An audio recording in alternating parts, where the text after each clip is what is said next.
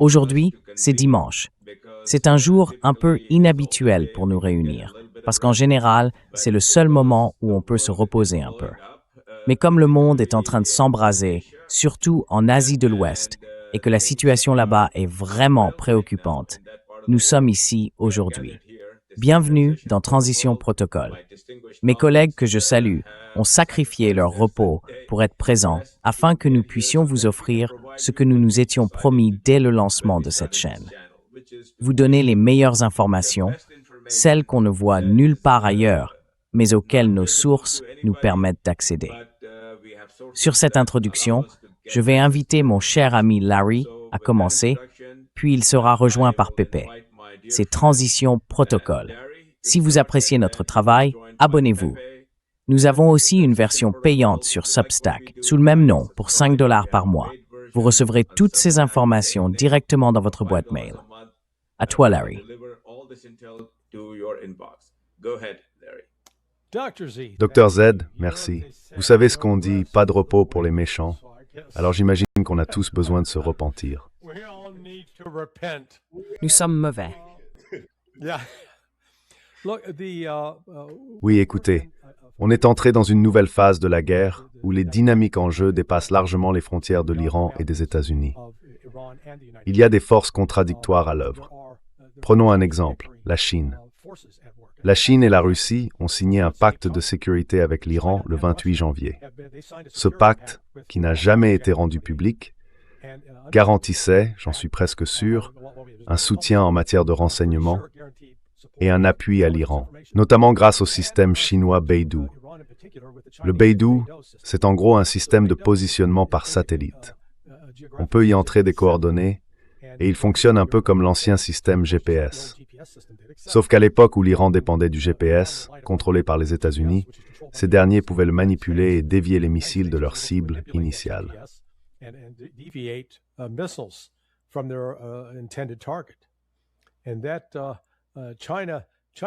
La Chine l'a appris à ses dépens en 1993, quand l'un de ses navires a littéralement été immobilisé parce que la CIA américaine avait fait une erreur. Elle avait déclaré que le navire transportait des armes chimiques et sans GPS, il ne pouvait plus naviguer. Alors, les Chinois ont développé leur propre système alternatif. Aujourd'hui, la Russie aussi dispose d'un système alternatif, le GLONASS. Je ne veux pas entrer dans le débat pour savoir lequel est le meilleur ou le plus sophistiqué. Ce qui compte, c'est que maintenant, l'Iran utilise ce système et la précision de ses missiles s'est nettement améliorée par rapport à ce qu'on a vu pendant la guerre de 12 jours, en juin dernier. En fait, pendant cette guerre, certains missiles étaient tombés à côté de leur cible, et c'était à cause des interférences américaines, puisque l'Iran utilisait alors le GPS des États-Unis. Désormais, l'Iran utiliserait celui par la Chine.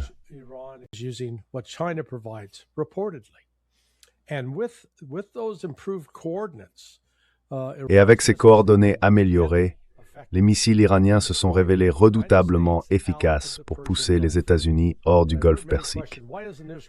J'ai entendu beaucoup de questions. Pourquoi l'Iran n'attaque-t-il pas Israël? Eh bien, ça viendra si les choses continuent sur cette trajectoire. Mais pour l'instant, la priorité de l'Iran, c'est de chasser les forces américaines du Koweït, de Bahreïn, du Qatar, des Émirats arabes unis et de Jordanie. Et il est déjà bien avancé dans cet objectif. Quelles que soient les attaques que les États-Unis lancent contre l'Iran, l'Iran riposte. La nuit dernière, au début, on a vu un changement de schéma parce que l'Iran ne réagissait pas immédiatement aux frappes qui avaient eu lieu la veille. Mais plus tard, vraiment au petit matin dans la région, l'Iran a repris ses frappes. Il s'en est pris aux usines de dessalement au Koweït.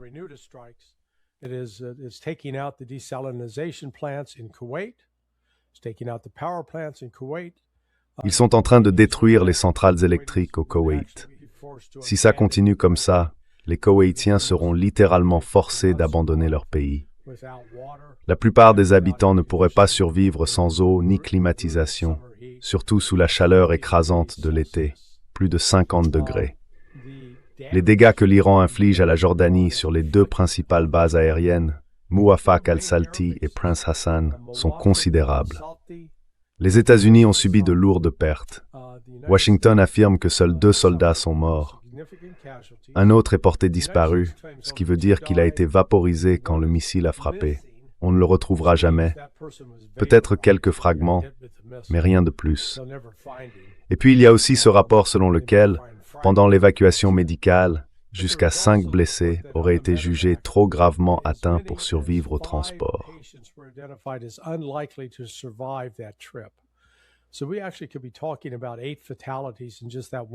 On pourrait donc parler de 8 morts rien que dans cette attaque.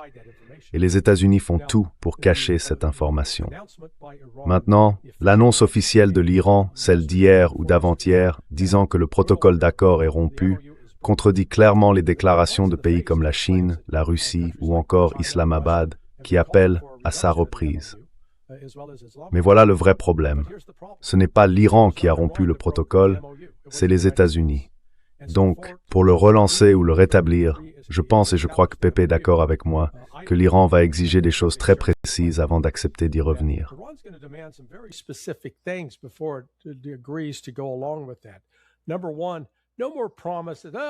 Premièrement, plus de promesses. Du genre, un jour on va débloquer vos avoirs, faites-nous confiance. Non, ils ne leur font plus confiance. On va débloquer une partie des avoirs maintenant, tout de suite. Montrez-nous l'argent. Deuxièmement, le blocus et les sanctions sur le pétrole doivent être levées. Mais pas seulement celles sur le pétrole. Les autres sanctions aussi doivent être levées dès le départ, pour montrer sa bonne foi. Et c'est là que ça devient intéressant. En ce moment, les États-Unis ne sont pas prêts à faire cette concession. Donald Trump parle à nouveau d'anéantir l'Iran et d'ouvrir les portes de l'enfer.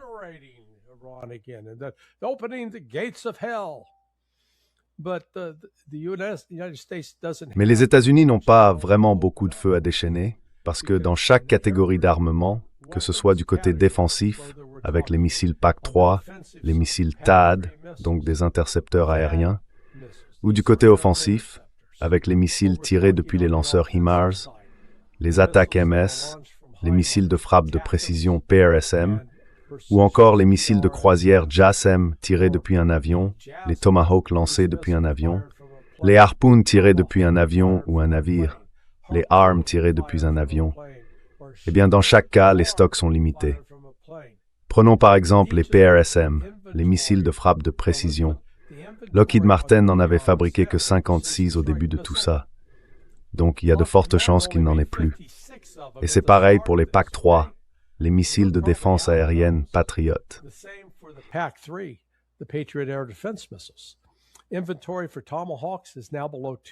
Le stock de Tomahawks est maintenant passé sous la barre des 2000.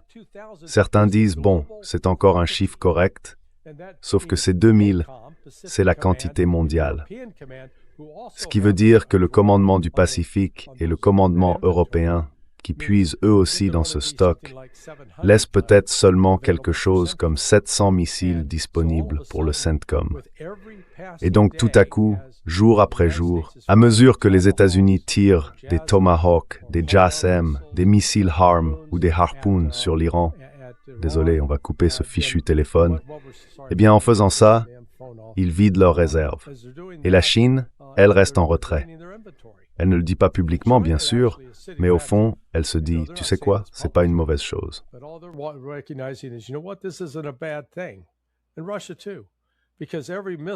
Et la Russie aussi, parce que chaque missile tiré sur l'Iran, c'est un missile de moins qui pourrait être tiré sur la Chine ou sur la Russie.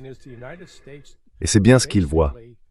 Les États-Unis se comportent un peu comme George Foreman face à Muhammad Ali, quand Ali utilisait la technique du rope-a-dope. Foreman frappait encore et encore, jusqu'à s'épuiser complètement.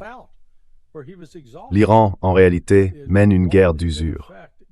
Je ne dis pas que l'Iran ne va pas subir de dégâts, de difficultés ou de pertes, mais il peut infliger beaucoup plus de dommages aux États-Unis que les États-Unis ne peuvent en infliger à l'Iran.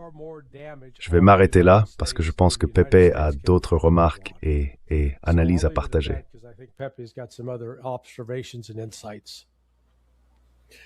Thank you so much, Larry. That's an excellent summary. Merci beaucoup, Larry. C'est un excellent résumé. J'aimerais y ajouter un point sur le front diplomatique, qui est en ce moment d'une complexité extrême. Surtout parce que nous approchons, en théorie, d'une échéance, demain, lundi. Cette date limite a été fixée par différents canaux, à la fois par l'Iran et par la Chine. En gros, si les États-Unis ne cessent pas leurs attaques contre l'Iran, tout est remis en question. D'ailleurs, du point de vue iranien, la première mise est déjà tombée. Ils ont suspendu leurs engagements dans le protocole d'accord. En même temps, et c'est quelque chose que j'ai pu confirmer aujourd'hui, grâce à des amis et des sources à Téhéran, le canal diplomatique, lui, n'est pas fermé. The diplomatic channel is not closed. Arakchi himself, he has been saying, even if there Arakchi lui-même le dit souvent, même s'il n'y a qu'une toute petite chance, 1%, 5% ou quelque chose comme ça, d'une percée possible, il faut continuer sur la voie diplomatique. Donc du point de vue politique à Téhéran, la diplomatie se poursuit, et bien sûr, il reste en contact étroit avec les médiateurs pakistanais, ceux qui font le lien entre Téhéran et Washington. Et il n'y a aucune pression de la part des Iraniens sur les Pakistanais dans ce rôle de médiation. C'est vraiment très important. En revanche, il y a beaucoup de pression de l'administration Trump sur les Pakistanais. En fait, on pourrait dire que Trump essaye lui-même d'utiliser le maréchal Asim Munir comme intermédiaire, comme exécutant, et même comme un de ses propres atouts.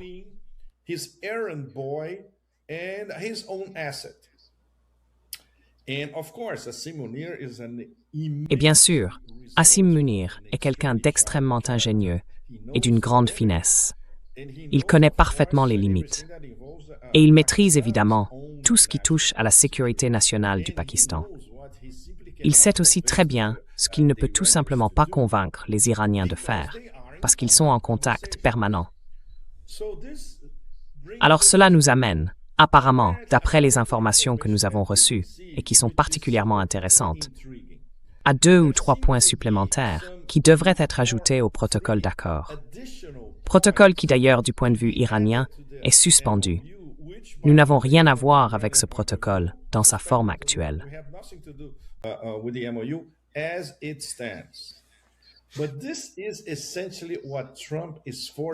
Mais c'est essentiellement ce que Trump pousse les Pakistanais à faire pour tenter de séduire ou de convaincre les Iraniens de revenir à la table des négociations. Bon, je vais passer rapidement sur 3 points. D'abord, un arrêt complet de toute action militaire avant la reprise des discussions. C'est plus qu'évident, puisque c'était le premier paragraphe du protocole d'accord. Donc maintenant, les Américains sont convaincus qu'il faut, en gros, mettre fin à toutes les guerres. Ensuite, un silence radio total. Autrement dit, aucun commentaire public des deux côtés pendant que les négociations se déroulent en coulisses. Eh bien, c'est comme ça que ça se passe d'habitude dans les négociations diplomatiques à fort enjeu, donc rien de nouveau à ce niveau-là.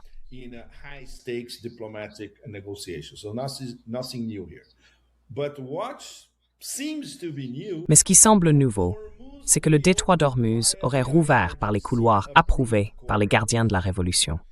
Si c'est vrai, il est difficile de croire que l'administration Trump reconnaisse que cela puisse se produire. Très, très difficile à croire. Et évidemment, cela signifierait une ouverture sans restriction du détroit d'Ormuz, non dictée par les États-Unis. C'est vraiment difficile d'imaginer que l'administration Trump admette enfin quelque chose de ce genre. J'aimerais d'ailleurs avoir l'avis de Larry là-dessus un peu plus tard. La restauration du protocole d'accord original en 14 points. Cela impliquerait donc, une fois encore, que l'administration Trump reconnaît finalement que ce qu'ils ont signé par leur président à Versailles reste valable.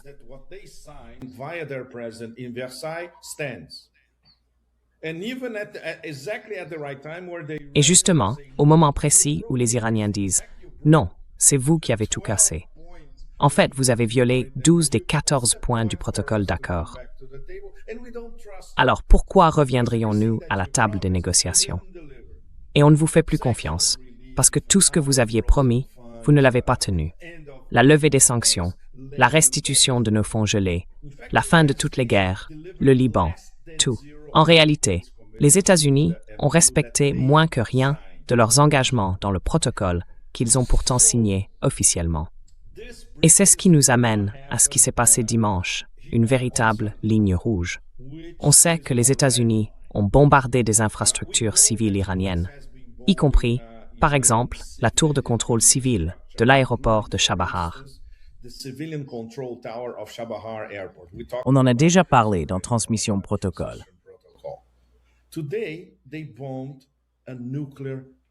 Aujourd'hui, ils ont bombardé une centrale nucléaire en construction au Khouzestan, entièrement conçue avec une technologie iranienne, sous la supervision directe de l'AIA. Donc, une fois de plus, ce sont les États-Unis qui piétinent le droit international, au vu et au su de tout le monde. On peut donc s'attendre à une réaction très très sérieuse de l'Iran, prévue pour demain, lundi 20 juillet, à l'échéance fixée. Je suis désolé. Alors, jusqu'où cette riposte ira-t-elle? Combien d'autres usines de dessalement vont-ils détruire? Pourrait-il frapper directement les Émirats arabes unis? Par exemple, le port de Jebel Ali. À ce stade, tout est possible. Même si le front diplomatique a légèrement bougé ce week-end, à l'approche de la date limite, comme l'expliquait Larry, parce que les Chinois veulent que ce dossier soit réglé.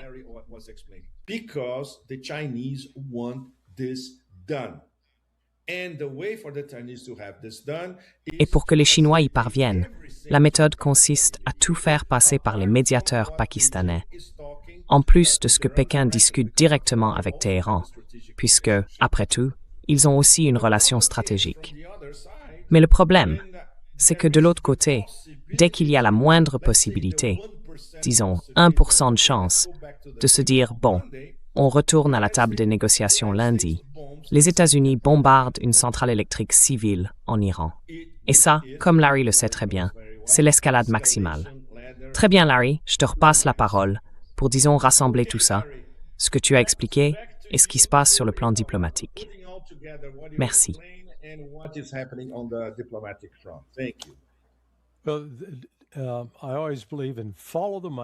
Eh bien, j'ai toujours cru à l'idée de suivre l'argent. Alors, où en est-on aujourd'hui justement sur la question de l'argent? C'est ça, le vrai sujet. C'est au fond ce qui va forcer Donald Trump à revenir à la table des négociations, parce qu'il n'aura pas le choix. À cause de la nature du pétrole qui sort du Golfe Persique, on parle surtout de brut dit acide, c'est-à-dire avec une forte teneur en soufre.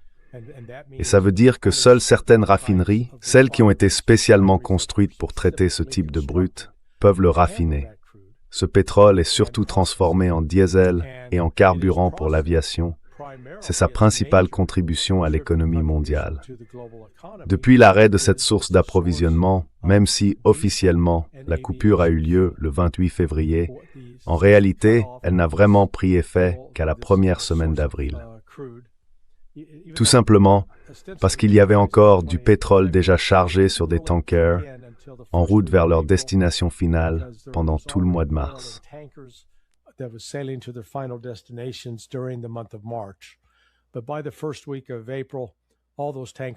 Mais dès la première semaine d'avril, tous ces pétroliers étaient arrivés. Et à partir de ce moment-là, avril, mai, juin, et maintenant les 2/3 du mois de juillet, le monde fait face à une pénurie de brut soufré, celui qu'on utilise pour produire le diesel et le carburant d'aviation. Ce qui veut dire qu'il y a aujourd'hui une pénurie mondiale de diesel et de carburant d'aviation. La seule chose qui pourrait encore aggraver cette situation, ce serait, disons, un événement inattendu, une sorte de diversion, par exemple si les États-Unis relançaient une guerre aérienne contre l'Iran. Dans ce cas, ils devraient réserver en priorité tout le carburant d'aviation disponible. Et ce qu'on va voir, c'est une crise croissante dans l'aviation civile à mesure que le carburant se raréfie et que son prix continue de grimper.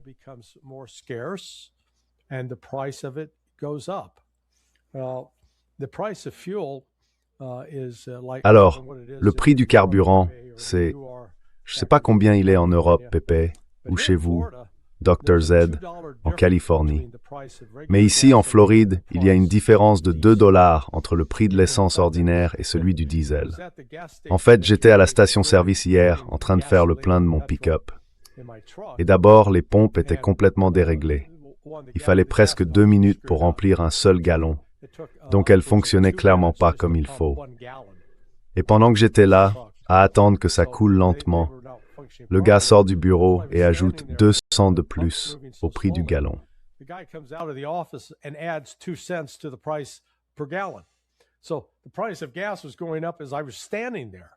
Le prix de l'essence augmentait pendant que j'étais là. Ces hausses de prix, combinées à ce qui se passe en ce moment sur les marchés boursiers, l'effondrement de la bourse, vont mettre une pression supplémentaire sur Donald Trump pour qu'il agisse. Il doit arrêter ça. Ils ne peuvent pas continuer à faire semblant que « oh, ça n'a pas d'effet », parce que si, ça en a.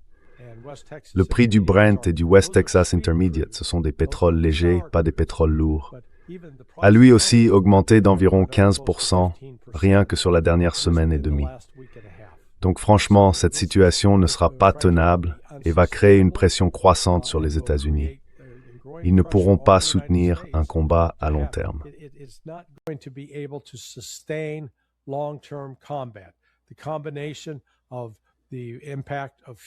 La hausse des prix du carburant, combinée à l'épuisement de son stock d'armes techniques, ces munitions de précision qui dépendent toutes de la Chine, crée une situation compliquée.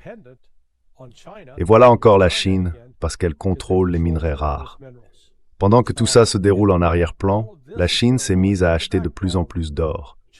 En fait, elle est en train de rendre sa monnaie adossée à l'or, ce qui attire les investisseurs. Avant, dans ce genre de contexte, on se tournait vers le dollar américain, pour plus de sécurité. Mais ce n'est plus le cas aujourd'hui. Économiquement, la Chine est de plus en plus aux commandes.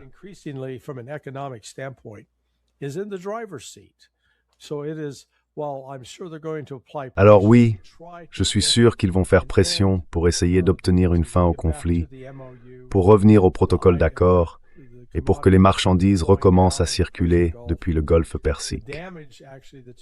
Les dégâts subis au Koweït et à Bahreïn font que leur capacité à exporter du pétrole est probablement très limitée, même si la guerre s'arrêtait demain. Ce qui est intéressant, c'est que, jusqu'à présent, l'Arabie saoudite est restée en grande partie en dehors de la ligne de mire, même si l'Iran a visé la base aérienne du prince Saoud. Et la pression monte, car l'Iran dit à tous ses voisins du Golfe, « Si vous laissez les États-Unis utiliser votre territoire pour lancer des attaques contre nous, alors vous aussi devenez une cible, et nous détruirons ces cibles. »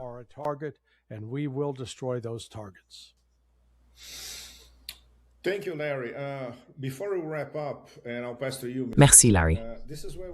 Avant de conclure, et je vous passe la parole, Monsieur Z, voici où nous en sommes pour le moment. La possibilité qu'un canal diplomatique sorte un coup de poker entre aujourd'hui et demain, avant la date limite fixée par l'Iran et par la Chine, est très mince. Elle existe encore, mais elle est vraiment infime. Et elle l'est devenue encore plus depuis que les États-Unis ont bombardé une centrale nucléaire civile en Iran. L'Iran avait pourtant répété publiquement, par la voix de plusieurs responsables et institutions, que c'était une ligne rouge absolue. Si vous bombardez nos infrastructures civiles, nous répliquerons sur les infrastructures civiles dans tout le golfe Persique. Donc tout va dépendre de la réaction iranienne entre aujourd'hui et demain. Si tout s'effondre, ou si, comme Araghchi l'a déjà laissé entendre publiquement, il reste une mince chance d'un rapprochement diplomatique.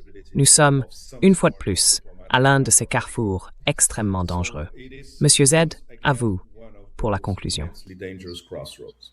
Mr. Z, for the wrap-up, please. Eh bien, je n'aurais pas pu faire une meilleure analyse de la situation que mes invités distingués.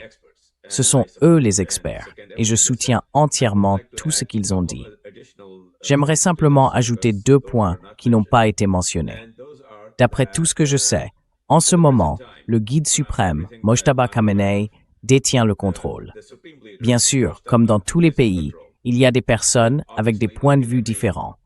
Mais pour l'instant, d'après tout ce que j'ai entendu, à la suite de ce que les États-Unis ont fait, et en particulier de ce que Trump a fait, Mojtaba Khamenei, le guide suprême, et son cercle rapproché ne sont pas pressés de mettre fin au conflit. are not anxious to end the conflict. They are not anxious. They would like to Ils ne sont have pas a few inquiets. additional days. Ils aimeraient simplement avoir quelques jours de plus pour faire ce qu'ils ont prévu de faire. On ne peut pas lire dans leurs pensées, bien sûr, mais on peut comprendre certaines choses à partir de ce qu'on observe. Ils ont beaucoup d'options. L'échelle de l'escalade est entre leurs mains, pas entre celles des États-Unis, comme Larry l'a très bien souligné. Donc si j'étais un observateur géopolitique, je suivrais de très près ce qui va se passer demain, lundi et mardi. Le maréchal Asim Munir, d'après ce que j'ai entendu et vu, est très actif. Mais il n'a pas reçu grand-chose de la part de M. Trump. Il est en colère, à ce que je peux en juger, à cause de tout ce qui s'est passé avec M. Trump, et aussi parce qu'on lui a confié une mission impossible, convaincre les Iraniens de venir à la table des négociations tout en détruisant leur infrastructure nucléaire. To come to the table while he is destroying their nuclear infrastructure. So, from observations, D'après les informations et les observations qui me parviennent, on m'a dit que oui, il va y avoir un certain mouvement, mais il ne faut pas s'attendre à ce que ça se produise avant la fin de la semaine. Malheureusement, plus les choses traînent, plus elles empirent avant de s'améliorer. Mais il y a quand même une lueur d'espoir, parce que les pays du Golfe ont enfin commencé à se rendre à Islamabad, pour pousser Islamabad à agir. Dieu sait comment, mais à faire quelque chose. Et le premier à l'avoir fait, c'est le Koweït. Le Koweït est physiquement présent à Islamabad.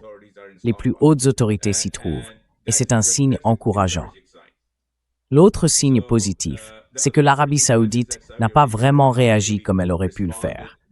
On m'a dit qu'Asim Munir est en discussion avec MBS et qu'il a réussi à le convaincre de ne pas trop en faire.